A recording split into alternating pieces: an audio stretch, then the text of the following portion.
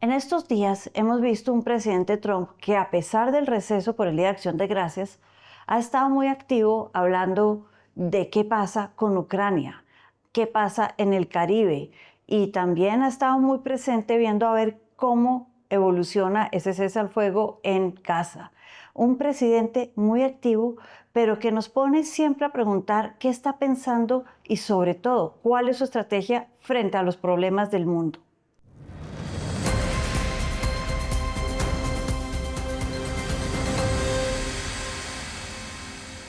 Para entender estos temas, hoy me acompaña Sebastián Vitar, profesor de la Escuela de Gobierno de la Universidad de los Andes, con PhD en Relaciones Internacionales de American University. Sebastián, gracias por estar aquí hoy. Un gusto gigante, gracias por la invitación. Sebastián, empecemos por esas confusiones que a veces genera el presidente Trump. Yo lo entiendo como, y voy a citar una frase de él del año 87, cuando estaba apenas empezando su imperio en construcciones, y él dice: hay que escalar los problemas siempre para poder negociarlos bien. ¿Es esa la estrategia que estamos viendo ahí? ¿Tú qué opinas? Pues lo que vemos es a Trump por todos lados, ¿no? A Trump con una política exterior que está muy enganchada con diferentes regiones del planeta. Lo que me preocupa de su política exterior es que es muy poco profunda. Es decir, su entendimiento sobre lo que en los lugares en donde está involucrando a los Estados Unidos no es muy profundo.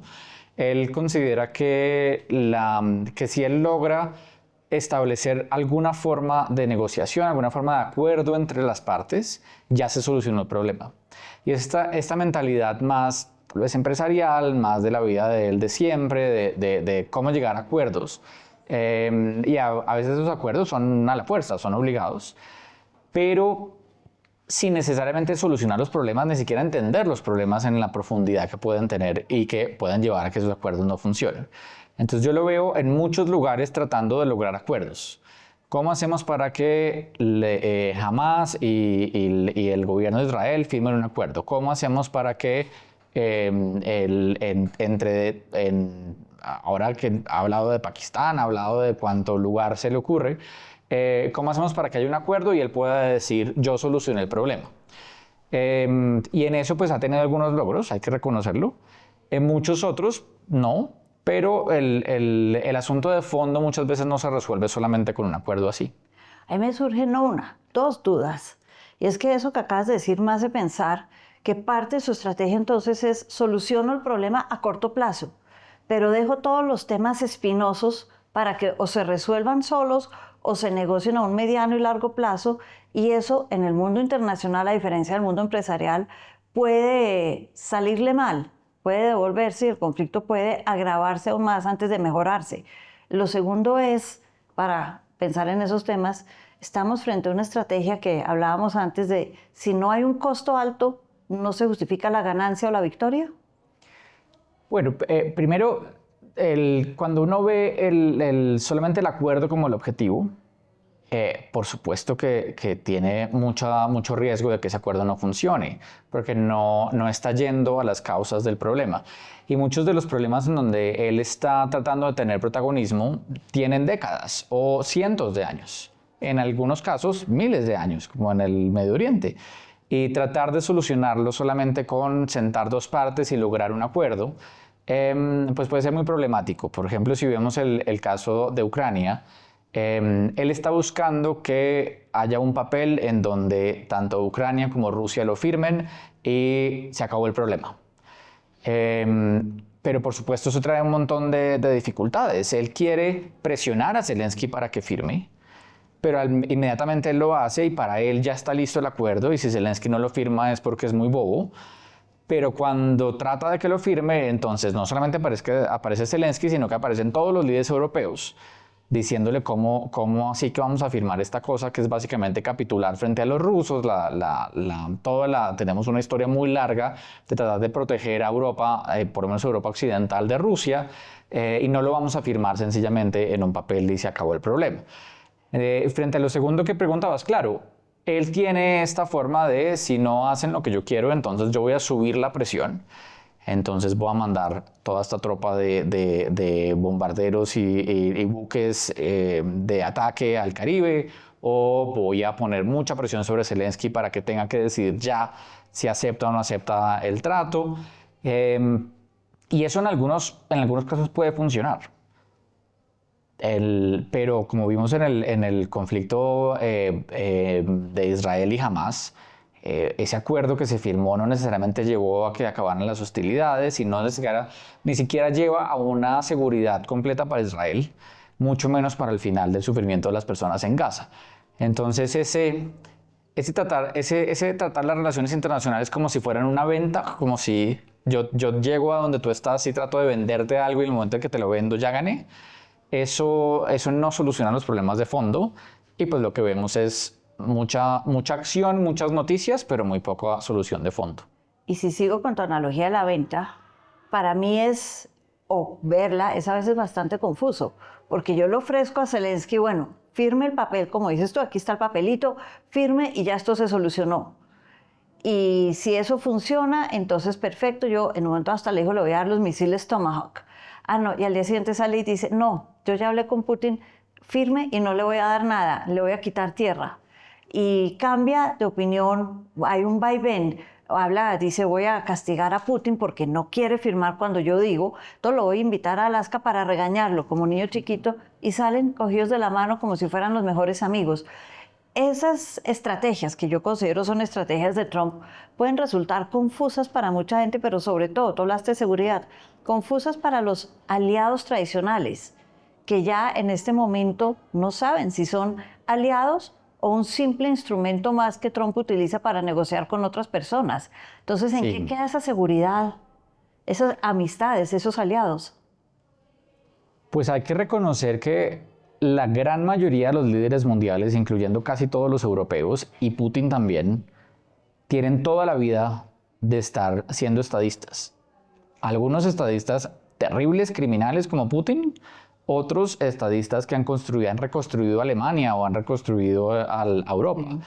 Pueden ser de cualquier ideología política, pero tienen una formación como estadistas que tiene toda su vida. Y Trump no. Trump llegó a la política salido de un programa de televisión y de unos negocios. Y su primer mandato fue muy problemático, con un montón de desaciertos. Y luego volvió al poder, pero no es una persona que se ha formado en ser un estadista que puede entender los problemas a profundidad. Entonces estos aliados europeos le muestran todas las fallas que tiene su lógica y en últimas Trump se desespera frente a ellos. Pero Putin, que es extremadamente hábil, puede que sea una de las personas más siniestras y criminales, pero es extremadamente hábil, en el momento de sentarse a negociar con Trump, le va a ganar siempre. Lo va a convencer de un montón de cosas que Trump no va a poder ver, porque Trump llega con un entendimiento muy, muy superficial de los problemas. Y esto es de vida o muerte para Putin. Esto no es un juego para Putin. Putin, si le damos el beneficio de la duda a Putin, él está buscando la seguridad de su país. Y él está buscando que la OTAN no entre en Ucrania. Y él está buscando expandir sus fronteras, sí, capturando un territorio que no es de él, pero esa captura le quita espacio al crecimiento del poder de los Estados Unidos también. Entonces, también podemos ver a Putin como una persona que está negociando dentro de la lógica de supervivencia y la lógica de lo que más le importa para su país. En cambio, para Trump, esto es una oportunidad de salir bien en la prensa. Y eso es una diferencia gigantesca. Obviamente, Putin la va a utilizar a su favor. Aunque yo creo que parte de las negociaciones de Trump tienen que ver con ese MAGA también. Make America Great Again. Hacer bien también a Estados Unidos. Ganar porque hay que ganar, no importa el costo. Y entre más alto, más me saboreo la victoria, como decíamos antes. Eso también lo podemos aplicar en Venezuela, porque ahí también hemos visto este vaivén de ideas de hago esto, llevo la flotilla más grande que se ha visto reunida junta desde la guerra de Irak en el año 91 del siglo pasado, y a la vez dice, pues si hablar con Maduro reduce el número de vidas que se pierden en el mundo, hablo con el señor Maduro. Entonces la gente dice, a ver, pero no que lo iba a atacar, estamos todos pendientes de la flotilla, y ahora dice, vamos a conversar un rato a ver qué pasa, a ver qué propone el otro, qué. Entonces, pero detrás de ese trasfondo yo sí creo que hay algo de, hay que ganar por Estados Unidos. Claro, él, porque ahora tiene la mira puesta en el Premio Nobel del 2026, pero también por Estados Unidos, ¿o no? Hay una parte grande de la base MAGA que no le importa al resto del mundo, que quisiera que los Estados Unidos se saliera de todo lo que pasa por fuera y que eso no es nuestro problema y que de hecho los globalistas, como ellos los llaman, han metido a los Estados Unidos en un montón de guerras en las que no deberían estar. Hay una parte de su base que quisiera que Trump no estuviera, que los Estados Unidos no estuviera con un énfasis muy grande en su proyección de poder en el mundo. Están decepcionados, se han quejado. Y está muy, como Marjorie Taylor Greene, que él ya rompió relaciones con Trump, una persona MAGA del corazón del movimiento MAGA. Pero es que la verdad es que Estados Unidos no puede salirse del mundo. Estados Unidos construyó un orden internacional después del final de la Segunda Guerra Mundial en donde los Estados Unidos es el protagonista y para los Estados Unidos salirse implicaría que haya un cambio completo en ese orden internacional. La OTAN y Ucrania es uno de los espacios en donde se juega ese protagonismo de los Estados Unidos en el mundo. En el caso de Venezuela, yo creo que hay un protagonismo de Marco Rubio, el secretario de Estado, muy fuerte. Marco Rubio siempre ha tenido una agenda muy clara hacia América Latina, hacia terminar lo que él considera que es la presencia de regímenes que no deberían existir en las Américas, como el de Cuba, como el de Nicaragua, como el de Venezuela. Y Marco Rubio es una de las personas más cercanas a Trump en este momento.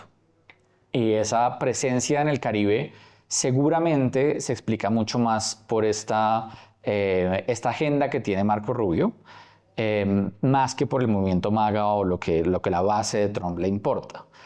Ahora, por supuesto que el régimen de Venezuela es autoritario, no es legítimo, se robó las elecciones, ahora acaba de decir que quiere ser presidente de por vida. Ha perseguido a la oposición, María Corina Machado tiene que esconderse porque la persiguen. Entonces, no es que no haya ninguna razón para estar presionando a Venezuela. Lo que sí es inusual es traer tanto poder militar de los Estados Unidos a pararse enfrente de la costa a mirar si Maduro se va.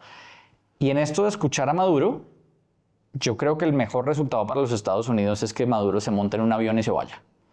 Porque entonces Trump puede decir, gané sin disparar un solo misil, no me gasté nada y vamos a ver a Edmundo González y eventualmente a María Corina en ese país. Y sin que mueran los americanos, que es un costo inaceptable hoy en día para muchos en Estados Unidos. Yo creo que Estados Unidos sí quiere mantener ese orden que se generó después de la Segunda Guerra Mundial, donde ellos dominan, pero Trump lo quiere con una condición, y es que no me cueste plata y que por el contrario me paguen por mantenerlo.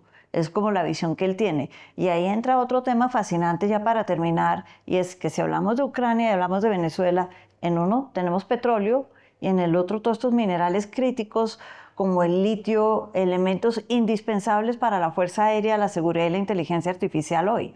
Entonces, ¿tú estarías de acuerdo en decir, yo sí quiero este orden, pero gratis y más bien páguenme por mantenerlo? A ver, yo creo que en eso tiene algo de razón.